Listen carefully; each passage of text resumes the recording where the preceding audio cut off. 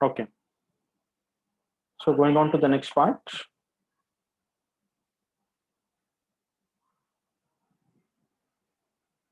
Yeah, after sewage treatment, the next one is something called bioremediation. And I suppose this word you had even in your ninth standard. In that lesson, useful and harmful microbes. Maybe था ना वो bioremediation.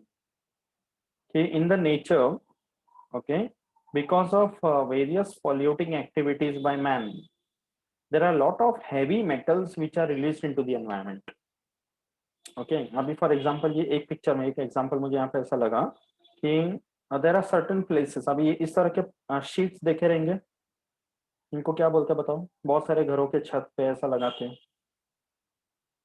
What is this made up of Asbestos. Correct it is asbestos right so many places what happens during constructions और repairing and all इस तरह के asbestos sheet जो होते हैं वो टुकड़े उसके ऐसे सॉइल में डंप कर देते हैं so whenever there is rain water और समथिंग तो इसमें से इसके ऊपर काफी हैवी मेटल्स होते हैं okay these heavy metals find their way into the soil and from there even into the water which can be near the soil तो heavy metal उसको बोलते हैं अभी for example in any forest area और even any area for that matter roads है highways है vehicles are flying okay transport motor vehicles so they are running on petrol and diesel तो petrol diesel जैसे compounds में वहां पर होता है lead lead heavy metal plastic manufacturing industry होता है तो आर्सेनिक हैवी मेटल रिलीज होते हैं ओके व्यू एग्रीकल्चरल फील्ड में फर्टिलाइजर्स इंसेक्टिसाइड वीडीसाइड रोडेंटिसाइड सब यूज करते हैं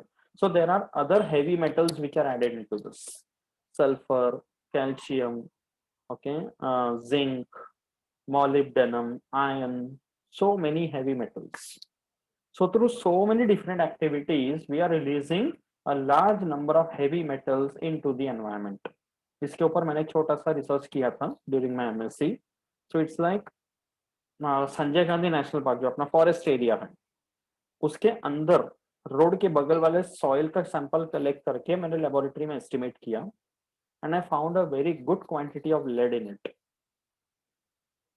एंड केमिकली एस्टिमेट करते हैं तो उसमें लेड का कंटेंट पता चला मुझे so there was quite a large amount of lead inside the forest area तो यू कैन इमेजिन बाहर रोड्स में कितना रहेगा and plants are greatly affected by all this because जहां पे प्लांट्स ग्रो होते हैं वहां पे इतना सारा हेवी मेटल्स होगा तो उनके सिस्टम में जाके अपटेक करते हैं देयर मेटाबॉलिज्म गेट्स अफेक्टेड तो फ्रूटिंग फ्लावरिंग सीड फॉर्मेशन सब affected okay so there are certain microorganisms जिनमें वो कैपेसिटी होता है कि एनवायरमेंट से उन मेटल्स को निकाल दो और अपने सिस्टम में डाल दो so that is possible by सब माइक्रो ऑर्गेनिजम्स जैसे कुछ फ्यूल्स है जिसमें सल्फर होते हैं तो कुछ माइक्रोब्स है जो सल्फर को निकाल सकते हैं एनवायरमेंट में नहीं रहेगा माइक्रोब्स के सिस्टम में रहेगा और the microorganisms will assimilate the sulfur within themselves so they have their capacity okay similarly the metals like copper iron uranium zinc etc they find their way into the environment from low quality metalloids mining areas में देखो okay copper mines है iron ore mines है uranium के mines होते हैं so the soil will be full of heavy metals so we can make use of this kind of microorganisms to reduce their amount. So microorganisms convert this into compounds before leaching. तो यहाँ पे दो example दिए थायोबैसिलाई and सल्फोबैसिलाई दोनों sulphur को reduce कर सकते हैं from the environment so it is not only microorganisms can do this हम लोग यहाँ पे माइक्रोस के पॉइंट ऑफ व्यू पढ़ रहे हैं इसलिए यही एग्जांपल्स दे रहे हैं but there are certain other plants also which are capable of removing heavy metals from the environment that is also possible by certain plants so उसमें हम लोग बोलते हैं phytoremediation in general the word is bioremediation if you are using microorganisms then we call it as microremediation if you are using plants then we are calling them as phytoremediation तो remediation का मतलब है treatment of the environment reduction of the toxic load from the environment understood the meaning of bioremediation and how microbes are useful over here yes everyone okay Yes. Okay, तो ये examples भी यहाँ पे याद रखना है. And as I have been telling you in this lesson, listing करो microorganisms का. ठीक है, because these examples you have to remember. Okay, now see certain more examples. All of you are aware about oil spills. Oil spill पता है सबको, है ना? What is an oil spill? Be on the screen everybody. I don't know why तुम लोग बार बार ऐसे बंद हो जाते हो. Yes, what is an oil spill? Yes, Anandita. When oils from the ships leak in the ocean, it's called as oil Okay. spill.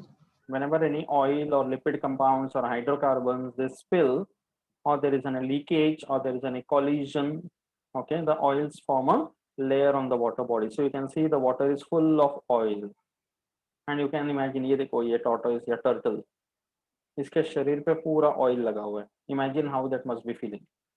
Imagine अगर हमारे ऊपर इस तरह से किसी ने तेल वगैरह डाल दिया and you are trying to struggle, how will you feel? Yes और नो, राइट? जरा सा बाल में तेल ज्यादा हो जाए, चंपू लगने लगे तो हमें कैसा लगता है कि नहीं? तो ये एनिमल्स को सोचो कैसा लगेगा. They suffocate and they die. Plants के पत्तों के ऊपर इतने ऑयल लग जाते हैं कि लाइट नहीं मिलता है, ट्रांसपिरेशन नहीं होता है, फोटोसिंथेसिस नहीं होते हैं. So human beings are totally ruthless when it comes to all this. Correct. So this kind of oil spills are very dangerous, and बड़े-बड़े ships में there are tons and tons of oil which are spilled most of the time, and water bodies are choked with this. And इसका क्या solution? Oil and water can never mix. वो एक layer पे रह जाएगा ऊपर. So again we can make the help or use the help of microorganisms. Okay, so ये देखो, there are certain bacteria like pseudomonas. ये है. There are certain pictures are directly taken from your textbook. Okay, you can see for more other pictures also if you want. So ये pseudomonas करके एक bacteria है. The other one now you have to remember, वो है Alcanoborax borcumensis. ठीक है, याद रहेगा, राइट? नाम मजेदार है कि नहीं आनंदिता? Alcanoborax borcumensis. ठीक है, लास्ट टाइम आई रिमेम्बर्ड कि किसी से झगड़ा हो रहा होगा तो ऐसे सब नाम याद रखो टाइम पे. ठीक है, काम आएगा, भाग जाएगा उधर से. ठीक है, सो this bacteria, these two have the capacity कि इस तरह से जो ऑयल्स होते हैं ना, which are forming that spill, उसके काफी सारे कंपाउंड्स को वो डिस्ट्रॉय कर सकते हैं. तो इमेजिन, जो बड़े बड़े इंसान नहीं कर सकते हैं वो बैक्टीरिया करके दिखाएगा. These oil spills will be chemically decomposed. ऐसे बैक्टीरिया को हम बोलते हैं hydrocarbonoclastic bacteria. You have to remember this name. I am not giving you anything apart from the textbook. ये सब मेंशन्ड है. इनको क्या बोलते हैं? Hydrocarbonoclastic bacteria called HCB. ठीक है, तो this HCB they decompose the hydrocarbons and they form carbon dioxide and water. तो इमेजिन, यहाँ इतना सारा तेल वगैरह गिरा हुआ है, they will be converted into carbon dioxide and water, almost harmless. किस तरह से एनवायरमेंट को क्लीन अप कर सकते हैं using this bacteria. So these examples you have to remember. So on one side, obviously we have to understand that this kind of oil spill should be totally avoided, कि करना ही नहीं है. But by chance अगर unavoidable reasons से oil spills हो गया, so then these are the bacteria we can make use of. So there these kind of organisms are coming into picture. So इनको जैसे मैंने बताया था कि microorganisms can be easily cultured in the laboratory. तो इनका नंबर हम जितना चाहिए बढ़ा सकते हैं depending upon the amount of the oil spill. फिर इनको पानी में रिलीज कर दो, they will start eating up that oil, metabolize कर देंगे एंड वो खुद डिकम्पोज होकर गिर जाएंगे. Water will be clear. This has been done successfully also. ठीक है, so these microbes you have to remember the names. Understood properly? Next, ये देखो सॉलिड वेस्ट मैनेजमेंट. और भी कितने एग्जांपल्स हैं. The list is endless. अभी तक देखते आ रहे हैं कि कितने माइक्रो ऑर्गेनिजम्स किस लेवल पर हम यूज करते आ रहे हैं. So these are all only examples and all. Okay तो सॉलिड बेस में जैसे वही हमें अभी थोड़ी देर पहले डिस्कस किया, it is plastic, all different types of plastic. तो प्लास्टिक जो हम बोलते हैं उसका केमिकल जो नेम है that is PET, okay, polyethylene phthalate दिया हुआ टेक्स्ट बुक में, जस्ट रिमेंबर पीईटी। तो प्लास्टिक का तो सबसे बड़ा डेंजरस पॉइंट वही है कि it doesn't decompose on its own and it can not be burned and it doesn't even dissolve, right. तो कुछ माइक्रो ऑर्गेनिजम्स हैं जो पीईटी को पूरी तरह से ना सही बट पार्शियली डिकम्पोज करते, पार्शियली। तो देयर आर बैक्टीरिया गिवन, क्या है, विब्रियो, ये क्या लिखा है विब्रियो के बाजू में, सकाइनेंसिस का क्या नाम है, यहाँ पे कुछ आ गया स्क्रीन पे, I am not able to see, can you please pronounce Vibrio, Ideonella something, Ideonella. Ideonella sakaiensis, याद रखो, मजा आएगा। Okay, one is Vibrio and the other one is Ideonella sakaiensis. इसका टेस्ट लेने में मजा आएगा मुझे, एग्जांपल्स का, right. So this bacteria can easily decompose PET. तो प्लास्टिक वेस्ट को थोड़ा हद तक हम रिड्यूस कर सकते हैं, थोड़ा, it's not that effective and we can not take over the fact कि लाइक इतना सारा पीईटी है, इतने सारे बैक्टीरिया है डिकम्पोज करने के लिए, तो let us use plastic, it's not like that. Okay, avoid तो करना ही है, that is another point, here we are learning only from microbes point of view. Okay, similarly you can see lot of rubber waste. अभी जैसे vehicles देखो कितने सारे रास्ते पे, उसके जो टायर्स होते हैं, पुराने टायर वगैरह कहाँ जाते हैं, हम डंप करते हैं ना। So many vehicles are, private vehicle, public vehicle, right. So all these vehicles, their different body parts, including the main chassis and all the other parts, उसके टायर्स भी जो रबर के बने हुए हैं। अभी हम लोग बोलते हैं कि रबर जो है वो प्लांट का एक्सट्रैक्ट है, but that is only the raw rubber. उसका कितना लेवल पे प्रोसेसिंग होता है तब जाके इस तरह के रबर बनते हैं, and this is not biodegradable though it is rubber, because this has undergone process like अपना वल्कनाइजेशन वगैरह होता है, सल्फर से सब ट्रीटमेंट होते हैं। So this can not be dumped, कितना ऐसे टायर जमा करेंगे। So there are again some fungi which are available. So you can see names like Actinomycetes, Streptomyces, Nocardia, Actinoplanes. ये fungi हैं. These can decompose rubber from the garbage. So wherever these are dumped, we can make use of these fungi, allow it to decompose the rubber for some time, and काफी हद तक ये reduce हो सकता है. पूरी तरह से नहीं, it will take a very long time. But at least we should be aware about some microbes which are capable. तो छोटे स्केल में ही सही हम उसको एटलीस्ट कम से कम रिड्यूस कर सकते हैं। So for PET there are bacteria and for rubber we have fungi. तो you have to remember these examples again, ठीक है। तो वही मैं बता रहा हूँ, after today's lecture take it as a homework from me, पूरे लेसन का माइक्रो ऑर्गेनिजम्स का यूजेस का सिर्फ लिस्ट बनाओ, whatever is the use, जैसे rubber degradation, PET decomposition, biogas और वट एवर, ऐसे हेडिंग्स बनाओ, टेबल बनाओ and make a list of the micro organisms, that will help you, you have to write it, ठीक है।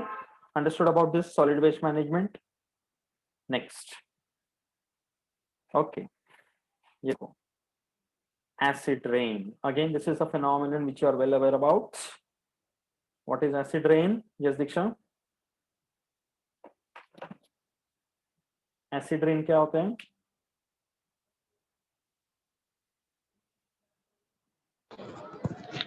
जो industry से और गैसेस निकलते हैं तो वो उससे एसिड रेन होता है। The industries and factories, from the chimneys there are gases which are released, those gases go and mix with the moisture in the atmosphere, okay, and they turn into acids, dilute acids, but they fall along with the rain, and ऐसे rain को बोलते हैं acid rain. In some places acid rain is very strong, you can see the trees are reduced to skeletons, ये possible है, okay, and even acid rain कभी गिरता है तो जहाँ पे छोटे छोटे water bodies होते हैं like this, they are acid pools. So aquatic animals are affected here, aquatic plants even cannot grow, and ये example तो हमें पता ही है, one of the wonders of the world, how it is affected by acid rain, correct. उसका colour देखो बदल रहा है कि नहीं। शाहजहां की आत्मा को कैसा लगेगा, राइट। उसने क्या सोच के बनाया था और हमने क्या बिगाड़ के रखा हुआ है। So that restoration is going on. तो इसके लिए भी सोल्यूशन चाहिए। तो अभी एसिड रेन में जो सबसे कॉमन एसिड पाया गया है दैट इज सल्फ्यूरिक एसिड। तो this sulphuric acid can be used by certain bacteria. कि सोचो नेचर में अगर इवोल्यूशन में माइक्रो ऑर्गेनिजम्स नहीं बनते तो आज हमारा क्या हाल होता है कि नहीं। सल्फ्यूरिक एसिड तक को खाते हैं bacteria. We cannot imagine any organism doing that,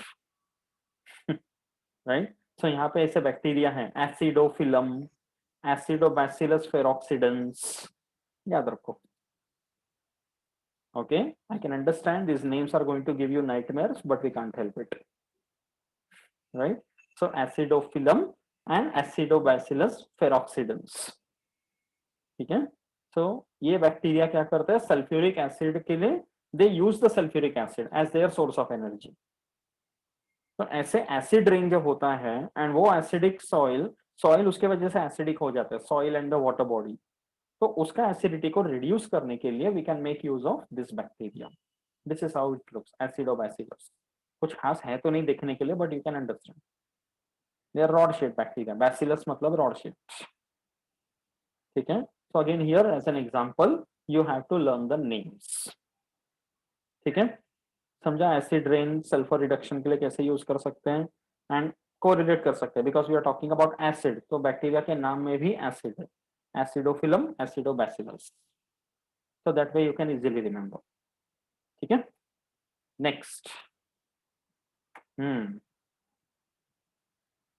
अभी हमने इसमें देखा था टुवर्ड्स ग्रीन एनर्जी में, ओके। उसमें we had discussed about nuclear power plants और एटॉमिक एनर्जी पावर प्लांट्स। तो न्यूक्लियर पावर प्लांट्स में यू नो वेरी वेल कि जो न्यूक्लियर वेस्ट होता है उसको कैसे डंप करते हैं। इस तरह के कैनिस्टर्स में डालकर डीप अंडर द सी और समथिंग इट इज ब्यूरिड। तो यूरेनियम के काफी वेस्ट निकलते हैं and uranium is radioactive, right. तो electroplating industry, atomic energy plant, उसके एफ्लुएंट्स में यूरेनियम होते हैं। तो यूरेनियम जैसा एक बड़ा एलिमेंट और रेडियो एक्टिव वन, उसको कंज्यूम करता है एक बैक्टीरिया। इमेजिन ये बैक्टीरिया ने इवोल्यूशन में क्या क्या डेवलप किया हुआ। नेचर में जो कचरा डालो बैक्टीरिया रेडी है खाने के लिए। So you can imagine a radioactive element like uranium is also used by some bacteria. Uranium के सॉल्ट्स को यूज करते हैं to convert that into insoluble salts and it is preventing those salts to mix with the groundwater, because groundwater is a very dependable source of drinking water at many places. तो उसमें अगर uranium चला गया तो you can imagine what will happen to the human life. तो वो prevent करता है ये बैक्टीरिया, जियोबैक्टर करके नाम याद रखना। तो that is again extremely useful, है कि नहीं। तो what does the Geobacter do, it will use the insoluble the soluble uranium salts, convert that into insoluble salt and prevent it from going into the groundwater sources. Is that clear? ये example याद रखना है जियोबैक्टर, ठीक है।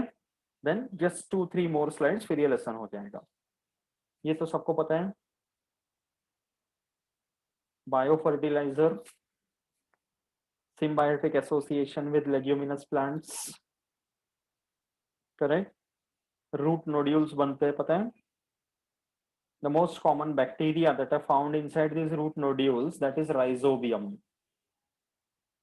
ये naturally उनका एक symbiotic association है कि सॉइल में राइजोबियम बैक्टीरिया रहेगा, वो लेग्यूमिनस प्लांट्स के रूट्स के साथ एक ऐसा एसोसिएशन बना देगा, they bacteria will live inside the root nodules. सबसे बड़ा जो काम वो करते हैं वो है they fix the atmospheric nitrogen for the plants. तो गैसियस नाइट्रोजन को कन्वर्ट करते हैं nitrates and nitrites, and the nitrates and nitrite ions are made available to the plants for their metabolism. तो plants को भी फायदा हो रहा है, बैक्टीरिया को भी फायदा हो रहा है। That is why it is a symbiotic association. तो ऐसे राइजोबियम बैक्टीरिया के cultures they are available as these brands. Farmers को बोला जाता है कि तुम्हारे सॉइल में बैक्टीरिया राइजोबियम होगा या नहीं होगा पता नहीं, but you can introduce these kind of microorganisms in your soil so that the yield of your plants or the crops will increase. Nitrogen fixation वो करके देंगे एंड ऑलमोस्ट 40% तक यील्ड बढ़ा हुआ है in many of the crops, कि पहले अगर 100 किलोग्राम ऑफ हार्वेस्ट होता था तो अभी 140 किलोग्राम होने लगा, तो वेरी इकोनॉमिकल। तो इसके पहले तक हमने एनवायरमेंटल कंजर्वेशन के सब एग्जांपल्स देखे, now we are seeing this examples in even the agrochemicals. तो इसलिए इसको हम बोलते हैं bio fertiliser. It is able to enrich the nutrient level. Okay, similarly ये देखो सॉइल इनोक्यूलेंट्स करके बोलते हैं। Okay, you are able to get this bacteria now, azotobacter. Rhizobium जो हमने देखा था that was having a symbiotic association with roots, वो सॉइल में फ्रीली नहीं रह सकता, but this Azotobacter can live freely in the soil. इसलिए ऑर्गेनिक फार्मिंग के लिए ये सब यूज करते हैं। तो माइक्रोब्स इन द इनोक्यूलेंट्स, ये जो होते हैं ना इस तरह के हम सोल्यूशन या पाउडर या something that we add into the soil which contain these micro organisms, उनको हम बोलते हैं inoculants. So those inoculants will improve the quality of the vegetable crops that you grow. Okay, तो इसमें एग्जांपल याद रखना है अजोटोबैक्टर। नाइट्रोजिनेस नाम का एक एंजाइम होता है which plants naturally contain और this bacteria naturally contain, so वो नाइट्रोजिनेस हम आर्टिफिशियली भी डाल सकते हैं। So there is more of nitrogen fixation that takes place and the yield of the crops increases. तो या तो उसको इनोकुलेंट्स को सीड्स के ऊपर स्प्रे करते हैं या फिर डायरेक्टली प्लांट्स के लिए सॉइल में डालते हैं। But understood the meaning of inoculants, microbial inoculants. Okay, तो उसमें एग्जांपल कौन सा याद रखना है, azotobacter. Rhizobium is used for symbiotic association, but ये और राइजोबियम दोनों एग्जांपल उसी के हैं कि how we are able to increase the yield of the crops. ठीक है, and coming to the last example, वो है बायो इंसेक्टिसाइड्स। ओके, ये लास्ट है, the lesson will get over after this. Okay, finally, so what do you mean by insecticide? Insecticide किसको बोलते हैं? Any substance और a compound which can kill insects. yes, now why would we like to kill insects? Because they behave as pest. अभी मेरा horticultural farm है, agricultural field है, तो I am growing my crops, I want my crops to grow well, I want the best possible yield, but वहां पे caterpillars आ गए, stem borers आ गए, aphids, weevils, okay, beetles, bugs, butterfly, not butterfly sorry, दूसरे bugs वगैरह आ गए, लोकस्ट आ गए, तो those insects are damaging my crops, specially caterpillars. खाते ही रहते, यू कैन सी लीफ के सरफेस पे खिड़कियां बनाते हैं ये लोग, उनमें और अंडे डालकर और इंसेक्ट स्प्रेड होते हैं। They also carry fungal pathogens and bacterial pathogens with them, तो वो डिसीज स्प्रेड करते हैं। तो I don't want this insects on my crops. कई बार देखा रहेगा कैबेज, कॉलीफ्लावर वगैरह खरीदो तो एक पतला ग्रीन कलर का एक इंसेक्ट आता है उसके ऊपर, सिलिंड्रिकल वन, देखा है कभी कॉलीफ्लावर पे? So if you don't watch it, if you are not careful while cutting the cauliflower, so you know what will happen, right? Half the insect on one side, half the insect on the other side. So you have to be careful, right? इसलिए पहले का था वो जमाना था कि पेड़ से फल तोड़ के डायरेक्टली काट के खा रहे हैं, कुछ नहीं होता था लोगों को। अभी मार्केट से लाकर अच्छे से धो के भी खाओ तो भी हमारे अंदर केमिकल जाते हैं, right? So you never know. तो बायो इंसेक्टिसाइड का मतलब है there are certain bacteria, certain fungi which naturally produce certain chemicals which are toxic to these insects. तो ऐसे बैक्टीरिया फंजाई को हमें यूज करना है, उनको कल्चर करके उनके अंदर का टॉक्सिन्स को हमें एक्सट्रैक्ट करना है, and you can store it in this kind of products. ये जैसे एग्जांपल दिया spinosad which is a by product of this kind of fermentation. तो इसमें कोई आर्टिफिशियल केमिकल हम नहीं यूज कर रहे, this are all naturally extracted ones. This can be directly used on the plants and the insects will be killed और they will be kept away. तो instead of using harmful chemical, DDT जैसा pesticide अगर मैं use करूंगा जिसमें biomagnification होगा, nature को disturbance होगा, उसके बदले में this is a very good example, that is called bio insecticide. So example इसमें याद रखना स्पाइनोसैड, ये प्रोडक्ट का नाम है, but there are bacteria and fungi which are capable of producing this toxins. तो बैक्टीरिया फंजाई के नाम नहीं दिए हैं, तो I am not giving you extra names. ये स्पाइनोसैड याद रखना बस हो गया, ठीक है। Understood the lesson properly? Any doubt? Understood all the possible examples right from the beginning? ठीक है? Okay. So ready for some questions based on this entire lesson? ठीक है? One by one there will be questions on the screen. Everybody should answer. ठीक है? Ready everyone? Yes. Okay. First question. बताओ. Make it fast. ये session 30 minutes खत्म हो जाएगा, then we can stop for the day. So next time we can start with a new lesson then. Apple. Apple.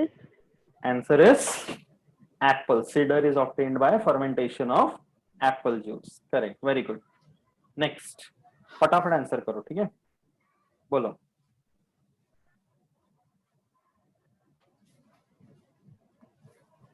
Acid rain. Acid rain. Answer is acid rain. Correct. Very good. Next. Biopesticide. Spinosad popularly used as, अभी just previous slide में बताया था, biopesticide. Biopesticide. Correct. Very good. Next. You remember antibiotics we had discussed. Penicillin. Penicillin. It is Penicillin. penicillin. Very good. Very good. Next.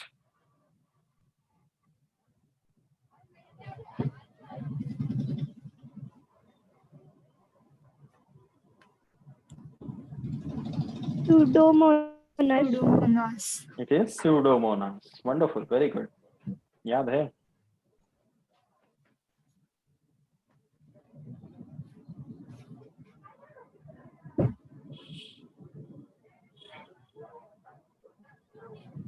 Cellulose. Cellulose. Answer is cellulose. Correct. Cellulose containing biomass होगा तो biofuel भी बनेगा.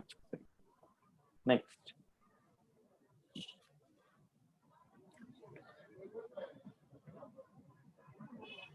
Methane. Methane. It is methane. Very good. I hope everybody is answering. Prachi, Mrinal, Yes. है ना सब लोग? Yes. Yes. Good. Next one.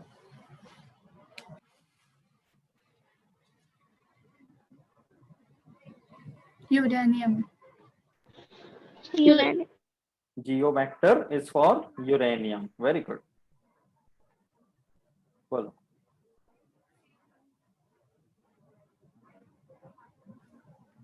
Parmesan. Parmesan. Very hard cheese है. Parmesan cheese. Wonderful. Next.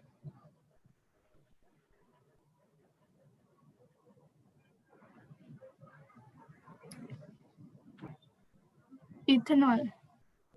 Ethanol. Answer is ethanol. Yes. Fermentation of molasses produce ethanol. Very good.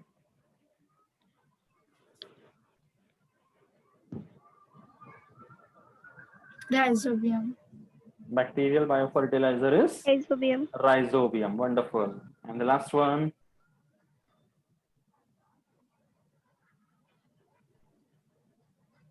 Tuberculosis. Tuberculosis. Very good. Perfect. Okay. So with that, we have come to the end of this lesson, that is in apna introduction to microbiology. So I hope everybody was introduced to the microbiology very well. Yes. Yes. Okay so एक और lesson हो चुका अपना. अभी next जब भी class होगा तो we will start with cell biology करना है ना पहले आफ्टर दिस, और you want some other one like थोड़ा हाँ. टॉपिक हो गया तो if you want we can switch to some lighter one, but I will prefer कि एक और इम्पोर्टेंट टॉपिक हो ही जाए तो अच्छा है, cell biology and biotechnology. What do you say, अपना अपना ओपिनियन बोलो. हाँ, Cell सेल biology. बायोलॉजी करेंगे. Cell biology. Biology. ठीक है. उसका फायदा ये होगा कि सेल बायोलॉजी एंड बायोटेक्नोलॉजी कर देंगे ना तो उतना समझ के you will have some more time to study that lesson, right? Okay, that is one thing. And secondly what about this coming Sunday? I know very well there is a lapse on my side. Test अभी check करके देना sir बाकी है. Test मत रखना, Sir, मेरी NTS हाँ, के next एग्जाम Sunday है. लो ना. Okay, that's one good coincidence. मैं खुद भी यही बोलने वाला था कि इस संडे को टेस्ट नहीं रखते हैं. Okay, we will keep it on next Sunday now. Okay, चलो मैच हो गया, ठीक है. बट टॉपिक डिसाइड करके रख लो so that you can start with the preparation. Which lesson would you like to write next one? यही topic. हाँ, एनिमल क्लासिफिकेशन के बाद हमने यही किया यही था ना. बाकी है अभी. ओके, तो पूरा लेसन इंट्रोडक्शन टू माइक्रोबायोलॉजी. हाँ. श्योर? हाँ. जिन सब नाम याद रखना बट पड़ेगा. ये संडे को नहीं, Yes. नेक्स्ट वाला. not this Sunday, next week. हाँ. हाँ. Okay, this Sunday I think हाँ. date is 13th है ना डेट, तो उसका नेक्स्ट संडे होगा फिर, दैट इज 20 दिसंबर. ठीक है, तो start preparing. Okay, and okay, and this week the next class I will let you know because थोड़ा सा मेरा बहुत ज्यादा टाइट शेड्यूल चल रहा है with this sudden bombardment of exams and everything college का. So I will let you know, but अपना पोर्शन कंफर्टेबली हो जाएगा. Now we don't have to worry. Okay? I am. Sir? हाँ बोलो.